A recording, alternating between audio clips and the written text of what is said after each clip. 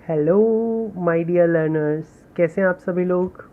आप सभी का स्वागत है आपके अपने चैनल पे जिस पे आप पढ़ रहे हैं NTA नेट का। सो आपने प्रीवियस वीडियोस में पढ़ा होगा, हम कर रहे हैं टॉपिक इवैल्यूएशन। तो प्रीवियस वीडियोस में आपने देखा होगा कि हमने जो इवैल्यूएशन सिस्टम के बारे में किया है कि इवैल्यूएशन सिस्टम क्या है, उसके कैरेक्टरिस्टिक्स क्या हैं, देन उसके स्टेप्स क्या थे इवैल्यूएशन के, importance of evaluation. Then last video में आपने देखा होगा हमने किए थे टेक्निक्स ऑफ इवैल्यूएशन, जिसमें हमने क्वांटिटेटिव और क्वालिटेटिव टेक्निक्स के ऊपर वर्क किया था। देन टाइप्स ऑफ इवैल्यूएशन किया था। सो आज की जो हमारी वीडियो है इसमें हम लास्ट टॉपिक को कवर अप करने वाले हैं, जो टॉपिक आपका बहुत इम्पोर्टेंट है। और क्योंकि ये नया टॉपिक है और ऐड हुआ है सिलेबस में, तो मोस्ट ऑफ द टाइम इसमें से क्वेश्चन बनता है आपका। So let's move to the topic.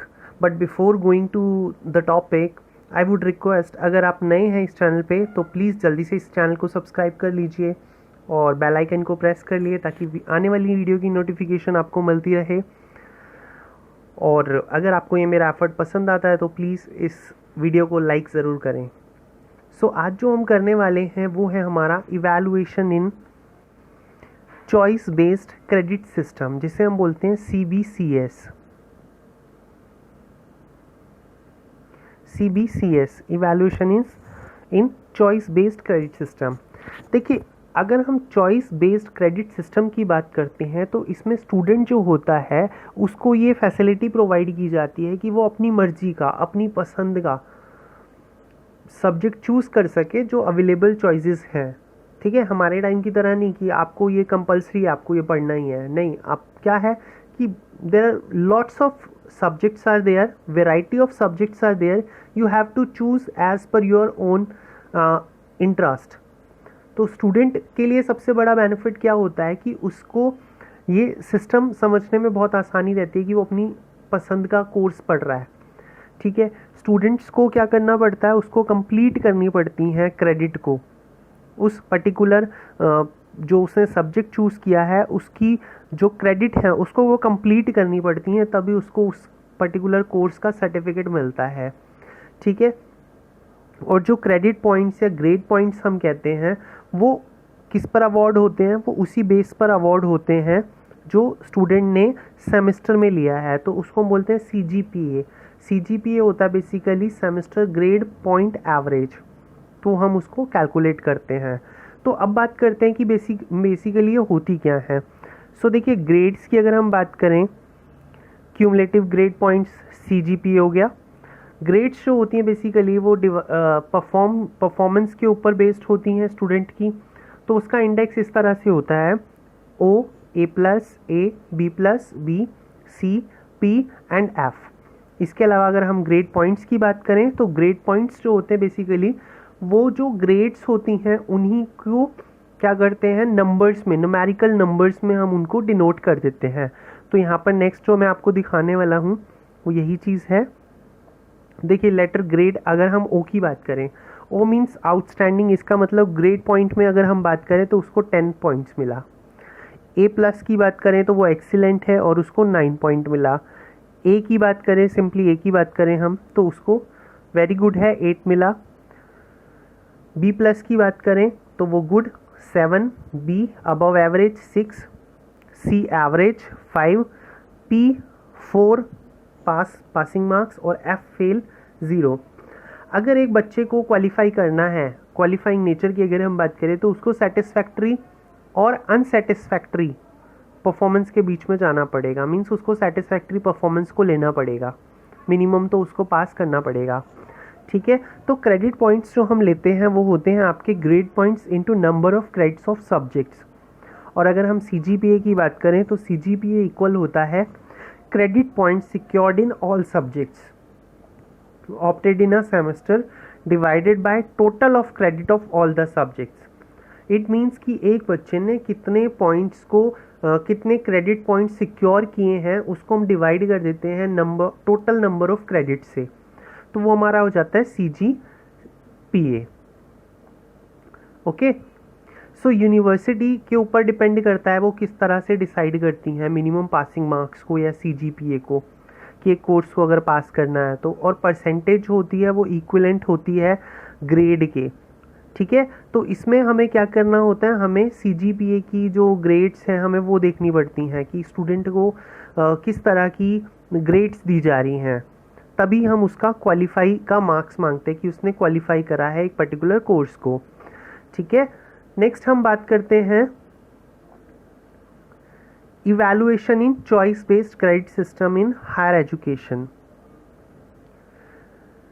देखिए, इससे पहले मैं आपको एक चीज़ और क्लियर कर दूं कि जो हमारे इवैल्यूएशन की जो टेक्निक्स हैं हम कर ही चुके हैं, वो टेस्ट हैं अपने, ओरल टेस्ट, रिटन टेस्ट, है ना, और प्रैक्टिकल एग्जामिनेशन, ऑब्जर्वेशन, ये सब हम लोग कर चुके हैं।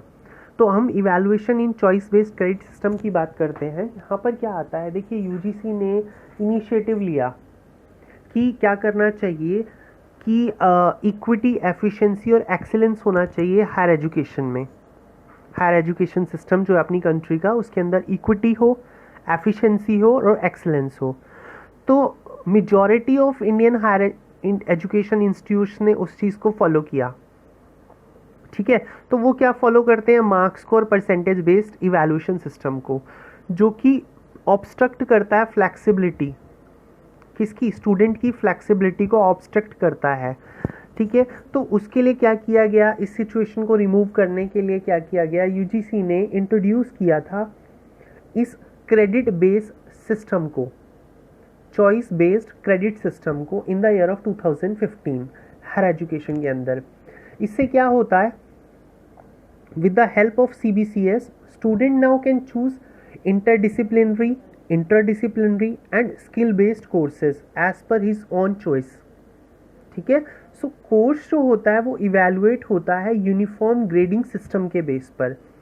सो ये जो है ये बेटर है कन्वेंशनल मार्क्स सिस्टम के कंपैरिजन में, ठीक है।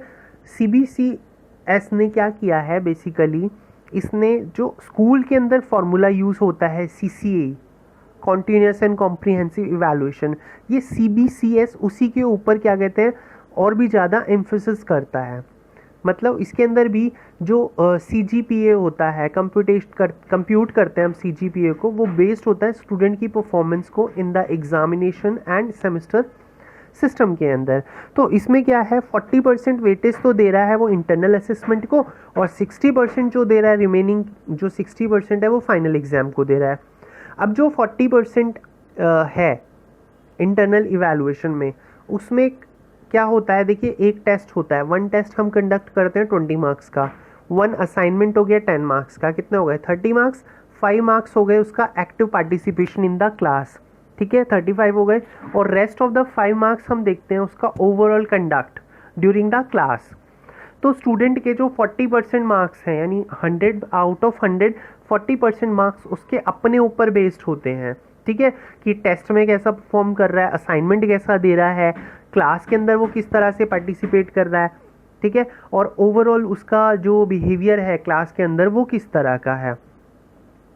सो इसका फ़ायदा क्या होता है, देखिए एडवांटेजेस की अगर हम बात करते हैं तो ये जो सबसे बड़ी चीज़ है CBCS जो है, आप कहोगे कि इसमें स्टूडेंट सेंटर्ड हो गया, यानी लर्नर सेंटर हो गया है in comparison to teacher centred.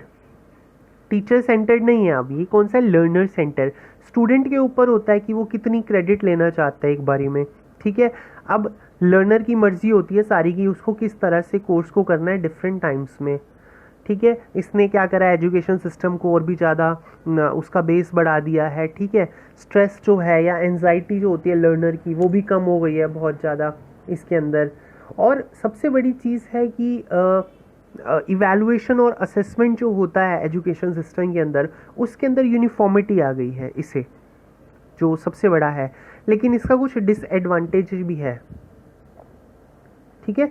अब कहोगे कि इसमें डिसएडवांटेज क्या है जी, तो सबसे बड़ी जो डिसएडवांटेज हम कह सकते हैं वो यही होती है कि बहुत डिफ़िकल्ट होता है एग्जैक्ट मार्क्स को मेजर करना या कैलकुलेट करना, ठीक है। आपने ग्रेड्स दे दिया कि इतना परसेंट है, इतना परसेंट है, इतना ग्रेड है, इतने में कि इसका जो है A ग्रेड है या A+ है या B+ है, तो एग्जैक्ट उसने कितना मार्क्स लिया वो हम नहीं कैलकुलेट कर पाते, ठीक है। तो दूसरी चीज़ इसमें आती है कि नंबर ऑफ कोर्सेज इम्पोज्ड है इसके अंदर CBCS के अंदर, तो ये एक ओवरबर्डन होता है स्टूडेंट के ऊपर भी और टीचर के ऊपर भी, बिकॉज टीचर को भी तो इवैल्यूएट करना पड़ता है। ठीक है।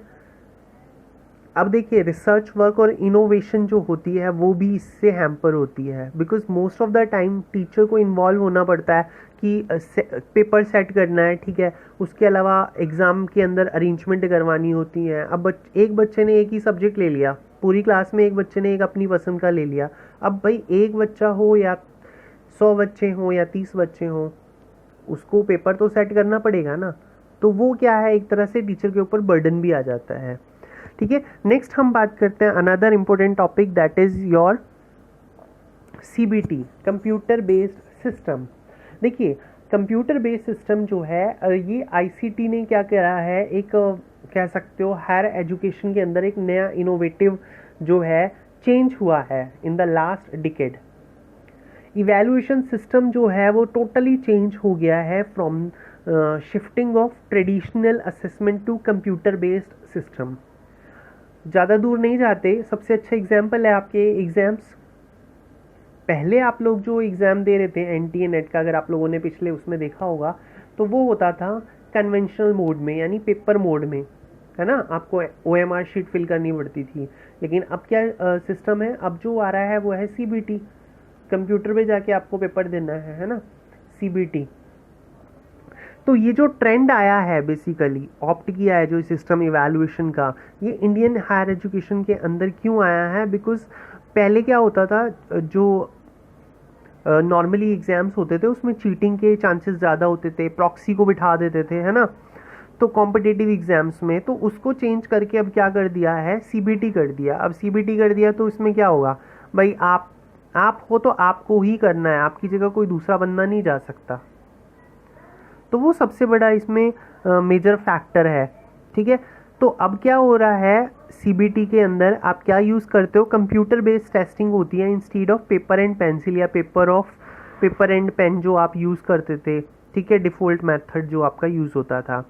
अगर हम फैक्टर्स की बात करें कि कौन कौन से ऐसे फैक्टर हैं जो CBT को कंट्रीब्यूट करते हैं, तो वो आते हैं सबसे पहले growth in number of internet users.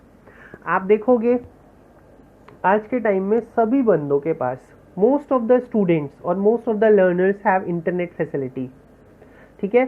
चाहे आप छोटे से छोटे गांव में चले जाओ या बड़े से बड़े शहर में चले जाओ, सभी जगह ऑलमोस्ट आपको इंटरनेट मिलेगा। So most of the students are aware what is computer, basis of computer जो बेसिक है ना, वो सभी स्टूडेंट्स को पता है। तो ये पॉसिबिलिटी को क्रिएट करता है कि हम कंप्यूटर बेस्ड टेस्टिंग एजुकेशन में ला सकते हैं।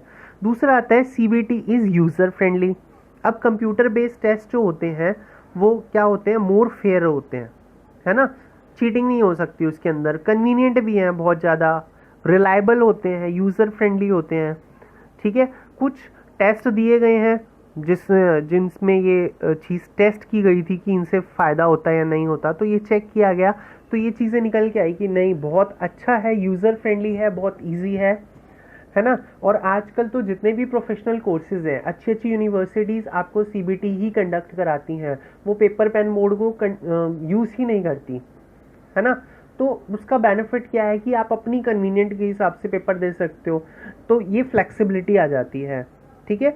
फ्लेक्सिबिलिटी इसमें एक और चीज़ है, शेड्यूलिंग फ्लेक्सिबिलिटी। अब देखिए बहुत सारे टेस्ट सेंटर हैं, ठीक है, इंडिया के अंदर बहुत सारे टेस्ट सेंटर बनते जा रहे हैं। तो जितने ज़्यादा टेस्ट सेंटर बनते जा रहे हैं तो पॉपुलेशन के लिए क्या है, न्यू अपॉर्चुनिटीज़ मिल रही हैं। ठीक है। उनको अपनी कन्वीनियंट के हिसाब से आप एग्ज़ाम की डेट कर सकते हो, अपने अपनी कन्वीनियंट के हिसाब से आप टाइम चूज़ कर सकते हो एग्ज़ाम का।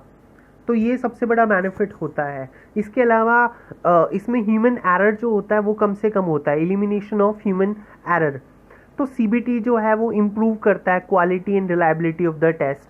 तो उसमें बहुत कम चांसेस होते हैं, बहुत रेयर चांस होते हैं, आप कह सकते हो कि ह्यूमन एरर ना के बराबर होता है बिल्कुल। तो इसमें क्या होता है, लार्ज नंबर ऑफ टेस्ट होते हैं। ठीक है। और स्टूडेंट क्या करता है, का जो डेटा होता है वो सिक्योर्ड करता जाता है, तो उसमें क्या होता है, quality of future test can be improved. इसके अलावा कॉस्ट इफेक्टिवनेस है। देखिए पहले क्या होता था, बहुत एग्ज़ाम होते थे तो उसके लिए प्रॉपर प्रिपरेशन करनी पड़ती थी, ठीक है। उसको जो स्टाफ लगाना पड़ेगा इंस्टीट्यूशंस को, अपने एम्प्लॉयज़ को लगाना पड़ेगा पेपर बेस्ड सिस्टम के अंदर, ठीक है। उनको क्या करना पड़ता था, टेस्ट देना है, फिर उनको इवैल्यूएट करना है, इवैल्यूएशन में भी बहुत टाइम लगता था। लेकिन सीबीटी में क्या फ़ायदा हो गया कि एक तो सबसे बड़ी बात, इसमें चीटिंग नहीं होती, ठीक है, कोई फ्रॉड नहीं कर सकता, और जो भी मार्क्स उसने स्कोर करे हैं वो रिलायबल होते हैं as compare to the traditional method, ठीक है। तो इसमें कॉस्ट इफेक्टिवनेस सबसे ज़्यादा होती है। सो ये कुछ चीज़ें हैं जो हम कह सकते हैं कि इन्होंने कंप्यूटर बेस्ड सिस्टम ने जो बताई हैं कि ये बेनिफिट होता है, ठीक है। इसके बाद अगर हम बात करें कि किस किस तरह के जो इवैल्यूएशन सिस्टम में इनोवेशन हुए हैं, तो वो कुछ एक हैं जो मैं सिर्फ शॉर्ट में डिस्कस कर लेता हूँ आपसे। इवैल्यूएशन सिस्टम में जो आए हैं कुछ इनोवेटिव मेथड्स, वो ये है कि क्वेश्चनियर यूज़ होता है, ठीक है, स्टूडेंट के इंटरव्यू होते हैं। इसके अलावा आप कह सकते हो कि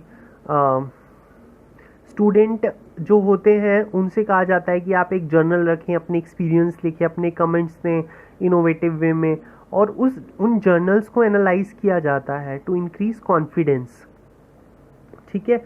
तो हम कह सकते हैं कि जो जर्नल्स होते हैं they are also included as a part of student assessments. So dear learners, ये था पूरा का पूरा आपका इवैल्यूएशन टॉपिक। आई होप आपको ये टॉपिक क्लियर हो गया होगा, अच्छे से समझ में आ गया होगा। सो अगर आपको मेरा एफर्ट पसंद आया तो प्लीज़ इस वीडियो को ज़रूर लाइक करें और मुझे कमेंट करके बताएं कि इसमें और क्या चेंजेस किए जा सकते हैं। और अगर आपको कोई डाउट है तो please feel free to ask me any time. आप क्वेश्चन पूछ सकते हैं, आप कमेंट करके मुझसे पूछिए। और इसके अलावा अगर आपने अभी तक इस चैनल को सब्सक्राइब नहीं किया है तो चैनल को सब्सक्राइब करें और बेल आइकन को प्रेस करें। Thank you so much, God bless you. हमेशा याद रखें जीआरएफ हमारा है और हमें उसको लेकर रहना है। So take care, bye bye.